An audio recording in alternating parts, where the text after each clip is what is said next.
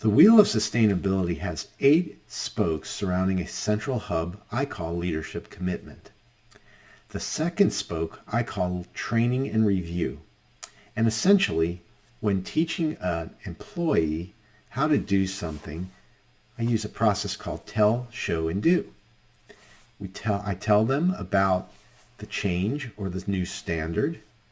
I show them and demonstrate how to follow the new standard, give them opportunity to ask questions about it, and then give them an opportunity to demonstrate their understanding of the new standard by doing it themselves. Now, I watch that, or the trainer watches that, to make sure that they're not missing some critical element. Now, training and review is modeled after a thing called training within industry, which the U.S. government created during World War II, and it's one of the reasons that the U.S. and its allies won the war. Now, recently, I was asked to apply training within industry to a factory in Ohio's new production line.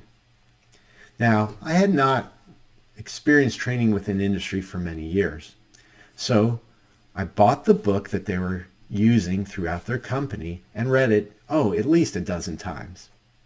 Now, when I got to Ohio, we decided that we would follow training within industry to the letter and take no shortcuts. We had a team of 24 team members, and I took them through the training of TWI, training within industry, focusing on 4 key principles. The first is focus on the learner. So everything is done to make sure that the learner has the best possible experience. The second is words matter. Saying things very clearly and concisely matter, and being redundant to drive the lesson home is quite critical. The third principle is train from the perspective of the person doing the work. Therefore, we want the person learning the new job to see it from the perspective of them so that they can see how they will do that work rather than watching the trainer do the work. And finally, the last principle is that simpler is better and simple is best. So the simpler you can make the task and simpler you can explain the task, the more likely it is that the learner will remember it and be able to do it over and over again. So at the beginning of this training session, I took the group of 24 team members through a paper airplane exercise. And as they were writing the new standard work using training within industry, it became very apparent that it was not as easy as it appears, that certain words were hard for them to understand and simplify in a way that would be easy to train others. So as we worked through that, we got better and better at it. Then we created 6 sub-teams of 4.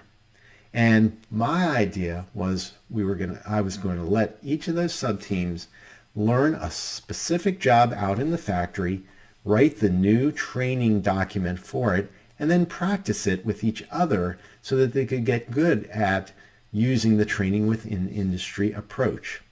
So I broke them into groups of 4, and each one was going to rotate through 4 different positions. The first would be trainer, the second would be learner, the third would be auditor, and the fourth would be the improver. Now the trainer was doing the obvious, training the learner. The learner was doing the obvious, learning from the trainer. The auditor was making sure that they were following the procedure as prescribed, and the improver was looking for ways that they could make things better for the experience.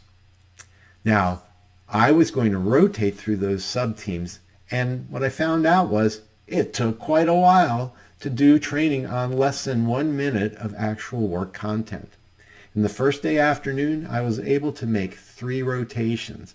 That meant that 3 of the sub-teams were unable to get my assistance or coaching. So at the end of the day, we did some feedback, and the trainers and the learners said it would have really been helpful to have had you to rotate through us.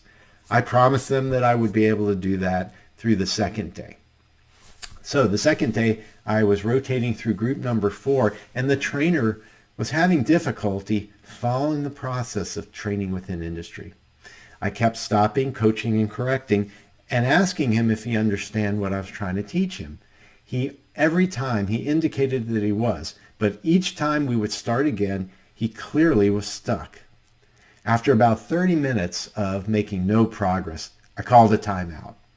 And I pulled the group of 4 away from the area they were training and said, look, if we can't do this as prescribed, we're going to continue this until the whole day is over. And I don't think any of us want to stay that long working on 1 minute of work content. Well, all of a sudden, the trainer caught my message and decided that this was truly important. Following that, they followed the process as prescribed, and I was able to rotate through the rest of the groups. At the end of that day, we had 24 training within industry believers, plus 1, me.